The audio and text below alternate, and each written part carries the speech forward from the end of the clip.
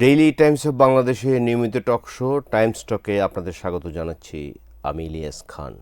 আপনারা জানেন গত কদিন ধরেই নারী ইস্যু নিয়ে ব্যাপক আলোচনা হচ্ছে বাংলাদেশে, কারণ আপনারা জানেন যে জামাতের আমির এক্স প্রোফাইলে নারী ইস্যু নিয়ে কিছু পোস্ট করেছেন, যেটি নিয়ে ব্যাপক সমালোচনা হয়েছে। দেশের বিভিন্ন বিশ্ববিদ্যালয়ে বিক্ষোভ হয়েছে এবং কর্মজীবী নারীরাও বিক্ষোভ করেছেন। এসব বিষয় নিয়ে আজকে কথা বলবো। আমাদের স্টুডিওতে উপস্থিত আছেন জনাব রেজাউল করিম রনি, তিনি লেখক, চিন্তক এবং সম্পাদক জবান। আপনাকে স্বাগত জানাচ্ছি। জি ধন্যবাদ। এবং প্রথমবারের মতো আপনাদের প্ল্যাটফর্মে আসলাম এবং কথা বলার সুযোগ পাচ্ছি, এই জন্য ধন্যবাদ। এবং যারা আমাকে শুনবেন দেখবেন সবাইকে আমার সালাম এবং কৃতজ্ঞতা। কী নিয়ে আলাপ করবো? আপনি তো ইন্ট্রোতেই শুনেছেন।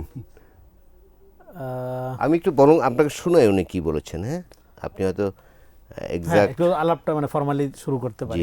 উনি বলেছেন যে এক্স প্রোফাইলে তিনি বলেছেন যে নারীদের নেতৃত্বে আসা উচিত নয়, কারণ আল্লাহ এর অনুমতি দেননি, এবং এমনকি জনজীবনের নারীর অংশগ্রহণকে নৈতিক অবক্ষয় বা বেশ্যাবৃত্তির এক রূপ বলে তিনি বলেছেন। যদিও তিনি বলেছেন যে আমার অ্যাকাউন্টে হ্যাক হয়েছিল এবং আবার কিছুক্ষণ পরে অ্যাকাউন্টটা খুলে গেছে, যদিও কয়েকজন এক্সপার্ট আজকে বলেছেন যে এটা আসলে সম্ভব না এত দ্রুত হ্যাক করা এবং আবার ওপেন করে দেওয়া। বুঝতে পারছি। দেখেন, এটা তো প্রথম কথা হলো নারীদের প্রতি ওনাদের যে দৃষ্টিভঙ্গিটা, এটা নতুন কিছু না। উনি আল জাজিরাতে ওনার যে ইন্টারভিউতে এটা প্রকাশ করেছেন এবং ওই এক্সের পুরা বক্তব্যটা আমি দেখেছি। ওইখানে আল জাজিরাতে উনি যে কথা বলেছেন, এক্সে কিন্তু ওই একই কথাগুলো বলেছেন। মাঝখানে শুধু মুখ ফসকে আসল কথা, মনের ভাব, যেটা ওই আপত্তিকর শব্দটা, যেটা আমি এখানে উচ্চারণ করতে পারছি না, হ্যাঁ, সেই শব্দটা বের হয়ে গেছে।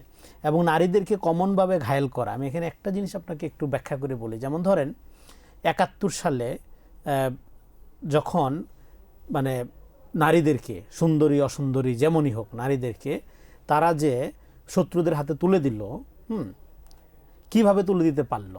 ধরেন তার রাজনীতি আপনি অপছন্দ করেন, একটা নারীকে তুলে দেওয়ার জন্য কিন্তু প্রথমে, বা যে কোনো মানুষকে আপনি যখন ব্রুটালি ক্ষতিগ্রস্ত করবেন বা ক্ষতি করবেন, আপনি যদি মনে করেন সেও আপনার মতো মানুষ, তারও অনুভূতি আছে, তারও দুঃখ কষ্ট আছে, আপনি যতই তাকে অপছন্দ করেন, যতই সে আপনার ভিন্ন মতের হোক, আপনি কিন্তু তার প্রতি ব্রুটাল হইতে পারবেন না। আপনি তখনই ব্রুটাল হইতে পারবেন যখন আপনি মনে করবেন যে ও নষ্ট, ও ভ্রষ্ট, ও বেশ্যা, ও পতিতা, ও চোর, ও দালাল। প্রথম হলো তাকে আগে ক্যারেক্টার অ্যাসাসিনেশন করতে হবে, করে তারপরে তাকে হত্যাযোগ্য করে তুলতে হবে। ফলে এটা হলো ভয়ঙ্কর সাইকোপ্যাথ।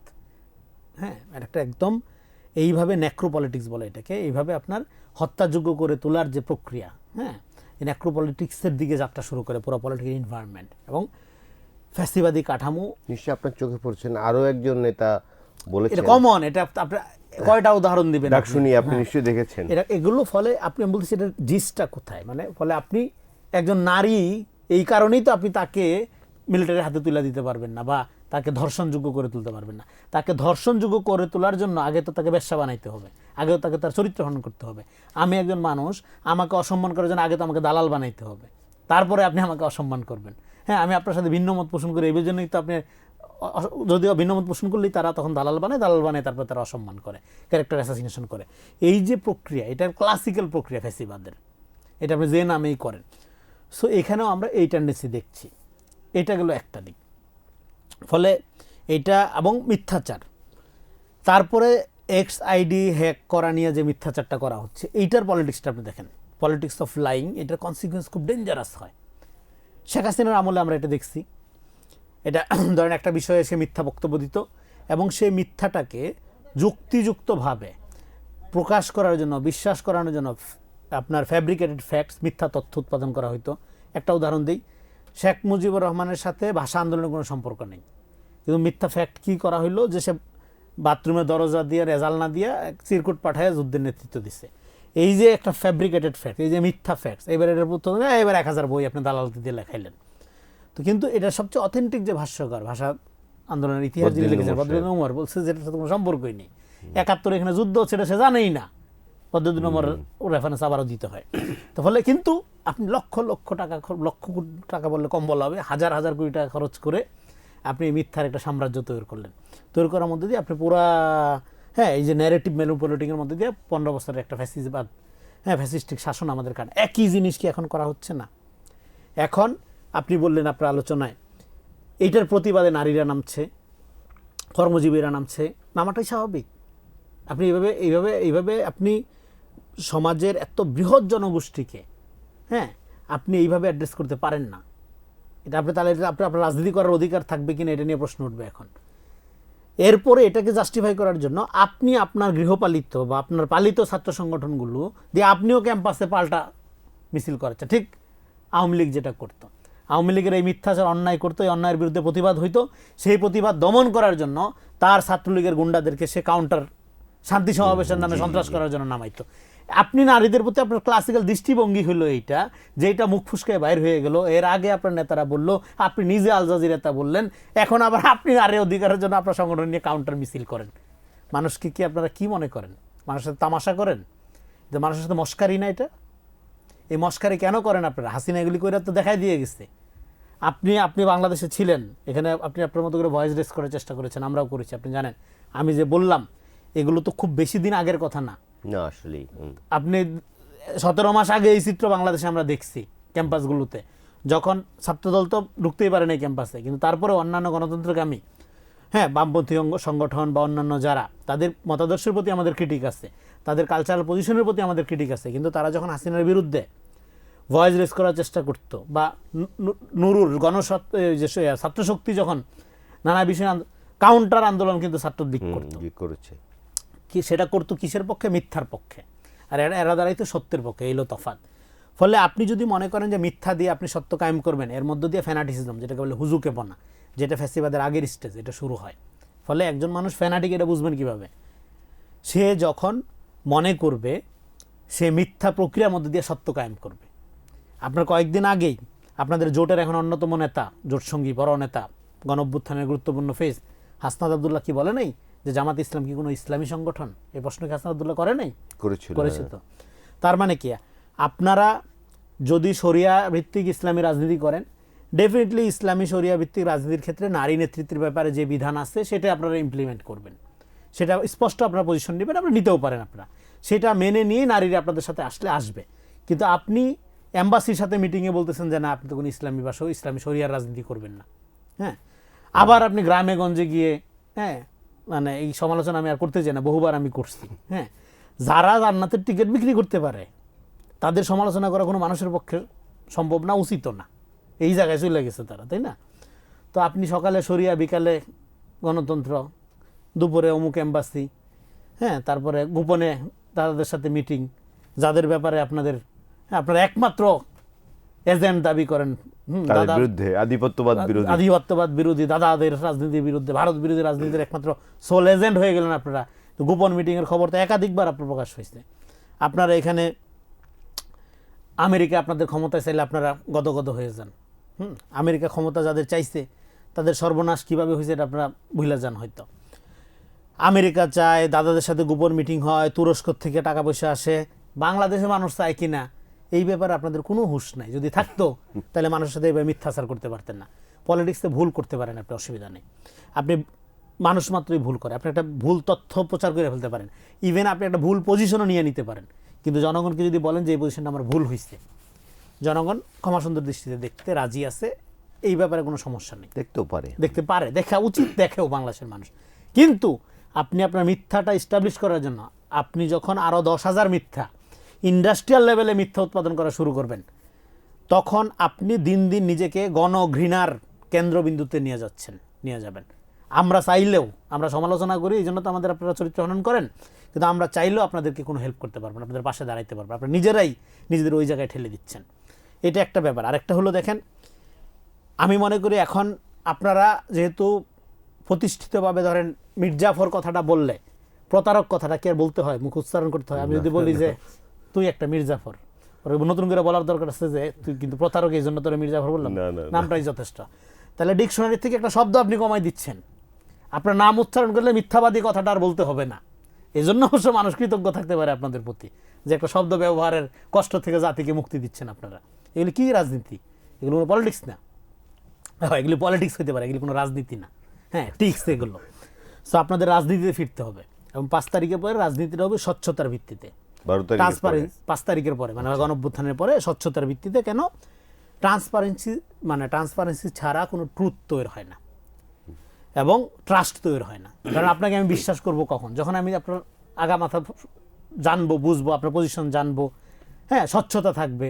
হ্যাঁ আচ্ছা, ইলিয়াস ভাই রাগারাগি করে, একটু মেজাজ গরম, ঠিক আছে, এটা আমি জানলাম, কিন্তু না আপনি হাসি ছাড়া কোনো কথা বলেন না, কিন্তু পিছনে সমস্ত সর্বনাশা ষড়যন্ত্র নিয়ে বসে রয়েছেন, তখন কিন্তু আমি আপনার থেকে দূরে সরে যাব, আপনাকে আমি ট্রাস্ট করব না। কিন্তু আপনি যেমন অ্যাজ ইট ইজ, যেখানে রাগার দরকার সেখানে রাখছেন, যেখানে আপনি বিনয় হওয়ার দরকার বিনয়ী হচ্ছেন, অ্যাজ ইট ইজ, আপনি ভালো মন্দ মিলাই আপনি যখন স্বচ্ছ, আমি যখন আপনাকে রিড করতে পারবো, আমি যখন আপনাকে বুঝতে পারবো, তখন কিন্তু আমি আপনাকে বিশ্বাসও করব। কিন্তু আমি যখন আপনাকে বিশ্বাস করতে পারবো না, তখন কিন্তু আপনি যত ভালোই হন না কেন, হ্যাঁ আমি কিন্তু আপনার পাশে থাকবো না, আপনাকে আমি রিলাই করবো না, আপনাকে আমি ফ্রেন্ড মনে করব না। তো এইটা একটা ব্যাপার। আরেকটা দিকে আমি একটু বলতে চাই, শেয়ার করতে চাই, সেটা হলো ধরেন 5 তারিখের গণঅভ্যুত্থানের পরে ভারত আমাদের বাংলাদেশের বিষয়ে ইন্ডাস্ট্রিয়াল লেভেলের মিসইনফরমেশন, ডিসইনফরমেশন ছড়ানো শুরু করলো। এখানে একটা জঙ্গিবাদী উত্থান হয়েছে, চারদিকে হিন্দুদের মারা হচ্ছে, ধরেন রেস্টুরেন্টে আগুন লাগছে, সেই আগুন লাগার ভিডিও আপনি দেখবেন যে ইন্ডিয়ান মেইন স্ট্রিম চ্যানেলগুলোতে প্রচার করা হচ্ছে যে হিন্দু বাড়িতে আগুন জ্বলতেছে। একই জিনিস কি এখন করা হচ্ছে না? আমি বলতেছি না বিএনপি দুধে দেওয়া তুলসী পাতা, বিএনপির 1000 সমস্যা আছে, সেটা নিয়ে ক্রিটিক করতে পারেন, আপনি সমালোচনা করবেন, এঙ্গেজ করবেন, এবং হ্যাঁ মানুষকে আপনি জানাবেন যে বিএনপি এই জায়গায় সমস্যা আছে বা এই জায়গায় আমরা অপছন্দ করি। কিন্তু আপনি যখন ন্যারেটিভ পলিটিক্স তৈরি করেন, এই ইলেকশন ক্যাম্পেনিং শুরু হয়েছে কত 10-12 দিন হবে, 10-12 দিনও হয়নি মনে হয়, হ্যাঁ 22 তারিখ থেকে 10 দিন হয়নি। এই পর্যন্ত তারেক রহমানের বক্তব্য বিষয়ে, তারেক রহমানের বিষয়ে 27টা মিসইনফরমেশন লক্ষ লক্ষ পেজ থেকে, লক্ষ লক্ষ আইডি থেকে ছড়ানো হয়েছে, মাত্র 27টা, মাত্র এই কয়েকদিনে। আপনি চিন্তা করতে পারেন, তার মানে ডেইলি প্রায় ডবলেরও বেশি, 10 দিনে 27টা মানে কি ডবলেরও বেশি মিসইনফরমেশন ছড়াচ্ছে হাজার হাজার লক্ষ লক্ষ আইডি দিয়ে। তার মানে পুরো এনভায়রনমেন্ট আপনি টক্সিক করে তুলতেছেন।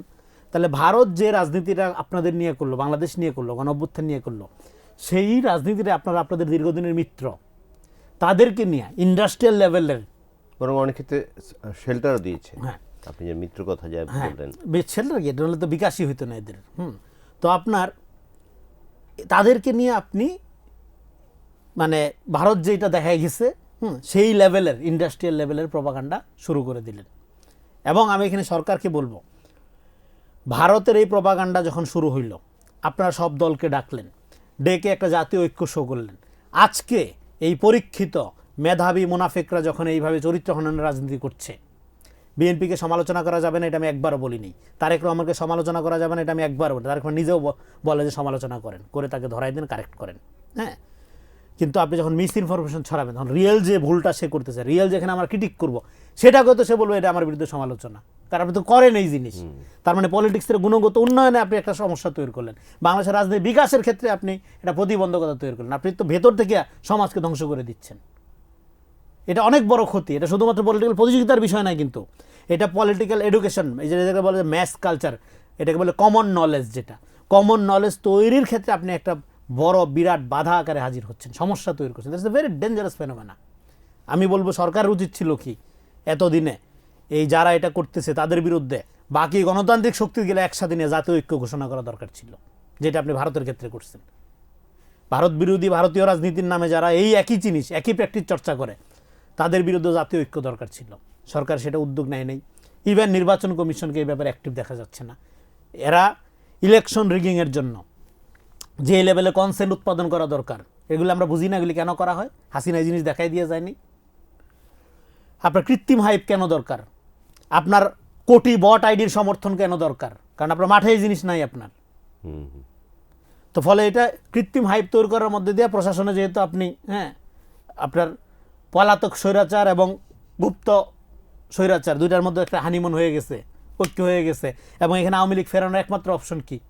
এটা প্রতিক্রিয়াশীল শক্তি ক্ষমতায় আনা এবং আরেকটা গণঅভ্যুত্থানের মধ্যে দিয়ে আওয়ামী লীগকে লেজিট করা। এটা তো এটা বোঝার জন্য তো রকেট সায়েন্স না, এটা বোঝা খুবই সহজ। এটা সাধারণ মানুষ, আমাদের কিশোর বয়সে দুধের বাচ্চা বুঝতে পারে যদি রাজনীতি সচেতন হয়। সব যে কোনো সাধারণ মানুষ বুঝবে এই জিনিস। তো ফলে কুইক ওয়েতে, এবং আওয়ামী লীগকে ক্ষমতায় আনার ঐতিহ্য আপনাদের আছে।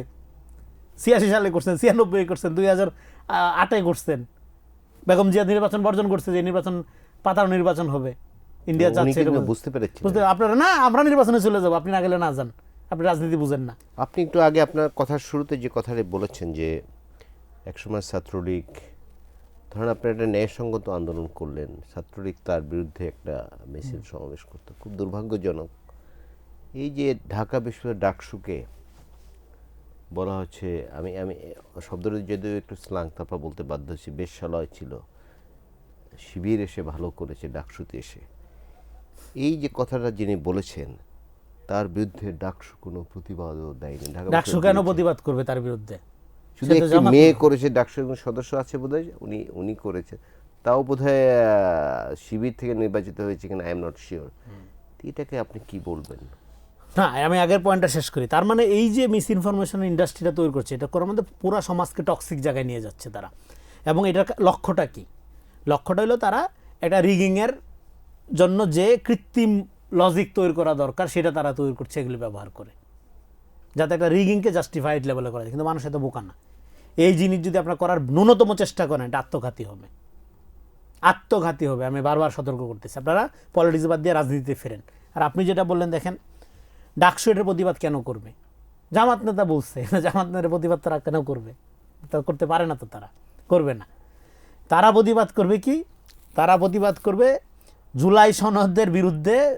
জুলাই সনদের যে আপনার দিচ্ছে, নোট অফ ডিসেন্ট দিচ্ছে, নোট অফ ডিসেন্ট কিন্তু জামাতও দিচ্ছে, কিন্তু তারা প্রতিবাদ জানাবে কি বিএনপি জুলাই গাদ্দার, সংস্কার বিরোধী, সেটা বলতে চাচ্ছে। সেটা সব বিবৃতি দিচ্ছে তো ডাকসুর নেতারা পেডে। তখন আমি সমালোচনা করলাম, বিএনপি যদি নোট অফ ডিসেন্ট দেওয়ার কারণে জুলাই গাদ্দার হয়, তাহলে জামাত ইসলাম কেন হবে না? বিএনপি বেশি দিছে, জামাত কম দিছে, তো ইকুয়ালি তুমি তো সবারটাই বলবা, বা আরও যারা দিছে। তোমার পজিশন যদি এটা হয়, যদিও আপনার নোট অফ ডিসেন্ট দেওয়াটা একটা গণতান্ত্রিক অধিকার রাজনৈতিক দলের, অবশ্যই, এবং এই জুলাই সনদকে আমি যদি মনে করি এই সনদ দিয়া কাঙ্ক্ষিত রাষ্ট্রীয় সংস্কার হবে না, আমি টোটাল বিরোধী, এই অধিকারও আমার আছে। অবশ্যই আছে। কিন্তু না, ন্যারেটিভ হইল কি, আপনি সংস্কার প্রক্রিয়ার বিরোধিতা করলে আপনি জুলাই বিরোধী, ঠিক হাসিনার মতো। তো যাই হোক, তারা কিন্তু তখন ওয়ান সাইডেড, এই এক চক্ষু হরিণের মতো আচরণ করলো। এবং ডাকসু আরও কি করলো, যে তারা এই ভূমিকম্পের সময় ভূমিকম্পের দোহাই দিয়া তারা লেজুর ভিত্তিক রাজনীতির বিরোধিতা করলো, মিছিল করলো, এই করলো। ভূমিকম্পের সময় ক্যাম্পাস বন্ধ করে তারা এই যেটাকে বলে আপনার আবারও একটু অশ্লীল শব্দ, খ্যাপ মারতে চলে গেল, তাদের নির্বাচনী প্রচারণে চলে গেল। তখন তারা লেজুর ভিত্তিক সংগঠন না। তারপর আপনি যেটা বললেন, ছাত্রলীগ যেভাবে করতো, সেইভাবে তারা তাদের মিথ্যা ডিফেন্ড করার জন্য হাজির হয়। সত্য প্রতিবাদ কেন করবে? ছাত্রলীগ নেতা ডাকসুকে যে বেশ্যা বলল, সেটার প্রতিবাদ ডাকসু কেন করবে? জামাত বলেছে, জামাত যে বলল, সেটার প্রতিবাদ কেন করবে? তারা প্রতিবাদ করবে যখন দরকার হবে জামাতের এই মিথ্যাটা এস্টাবলিশ করা, তখন তারা মিথ্যার পক্ষে প্রতিবাদ করবে, সত্যের বিরুদ্ধে দাঁড়ায়া। এটাই তাদের রাজনীতি এই পর্যন্ত যা দেখতেছি। আজকে তারেক রহমান সাহেব দেখলাম যে তিনি একটি অনেক কঠিন কথা বলেছেন, আপনি নিশ্চয়ই দেখেছেন। কঠিন না হয়তো, তিনি বলেছেন যে আইডি হ্যাকের কথা বলে ধর্মকে ব্যবহার করে একটি দল ক্ষমতায় যেতে চায়। তিনি আজকে খুলনায় জনসভা হচ্ছে, আপনি জানেন। আপনি যে দলই করেন, ওই চরিত্র, ওই বৈশিষ্ট্য যদি আপনার মধ্যে থাকে, আপনি একটা আওয়ামী লীগের। যেহেতু তারা দীর্ঘ সময় আওয়ামী লীগের মধ্যে আশ্রিত ছিল, এই কারণে আমার ধারণা, এবং এটা দিয়ে কুইক কিছু রেজাল্ট আওয়ামী লীগ পাইছিল, এই লোভের কারণে তারা এই জিনিসটা করতেছে। এছাড়া আর তো কোনো কারণ নেই। আমার বুঝান আর কেন মানুষ এই জিনিস করবে? আপনার বিরুদ্ধে আমি আপনার সমালোচনা করলে, আপনার সাথে দ্বিমত পোষণ করলে আমি কালো, হাফসি গুলাম, আফ্রিকার থেকে আসছি, এগুলি কি? এটা তো মানুষের ব্যক্তিগত। হ্যাঁ, তার মানে কি? তার মানে আপনি পলিটিক্স, ডেমোক্রেটিক স্পেসে পলিটিক্স করার যোগ্য না, কিন্তু আমরা মনে করছিলাম যোগ্য। মাফ করে দিয়েন, ভুল করছিলাম। হ্যাঁ, আমরা ক্রিটিক করে আপনাকে এঙ্গেজ করতে চাইছিলাম, আপনাকে মেইন স্ট্রিম করতে চাইছিলাম, কিন্তু আপনি মেইন স্ট্রিম না, আপনি একটা রিঅ্যাকশনারি পলিটিক্স করেন। মেইন স্ট্রিমে আসতে পারবে, হোয়াট ডু থিংক? মেইন স্ট্রিমে আসতে হলে আপনাকে ওই টলারেন্সের জায়গাটায় আসতে হবে। তারেক রহমান তাদের কি নাম নিছে? মুখে তাদের নাম নিছে না, কিন্তু আপনার তারেক রহমানের নাম নিয়ে, এই যে আমি বললাম যে এই কয়েকদিনে মাত্র আপনি 27টা মিথ্যা তথ্য লক্ষ লক্ষ বার প্রডিউস করছেন, লক্ষ লক্ষ বার, বিভিন্ন ফরম্যাটে, বিভিন্ন ফর্মে, বিভিন্ন প্ল্যাটফর্মে, আইডিতে, পেজে, মিমে প্রডিউস করছেন। আপনি বলেন বিএনপি আপনার একটা বক্তব্য দিচ্ছে সেটাকে আপনি যেমন তার মেট্রো রেল নিয়ে, সে বললো মেট্রো রেল আছে আমাদের মনো রেল নিয়ে, তার কৃষি কার্ড, তার স্বাস্থ্য কার্ড, এগুলো নিয়ে হেন কোনো মিথ্যাচার নাই তার না। আপনি হ্যাঁ, আপনি হচ্ছে বেটার অপশন দেন, আপনি হচ্ছে বেটার প্রপোজাল দেন, দিয়ে বলেন যে বিএনপির এটা আছে, আমার এটা আছে, আমার এটা এই কারণে বেটার উন্নত, তা না বিএনপি খারাপ আমি ভালো। হাসিনা তো এটাই করতো, এই রাজনীতি করতো। এতিমের টাকা চোর বানাইতে যে আজকে কি হয়েছে, বেগম খালেদা জিয়াকে এতিমের টাকা চোর বানানোর জন্য হাসিনা কি না করছে এটা আমরা জানি না। এই রাজনীতি আচরণ করেছেন। মিথ্যার পরিণতি হলো, দেখেন above all do not lie to your self, Dostoevsky বলছে।